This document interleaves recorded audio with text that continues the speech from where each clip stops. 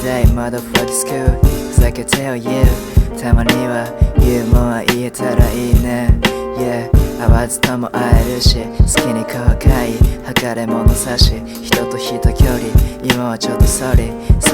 しんそり楽しむだけセレブから3年笑い合うです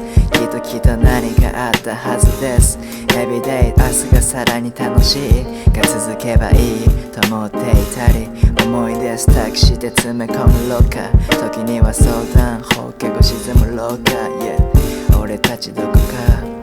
でまた会えたらいいね Yeah 今を生きるが桜散る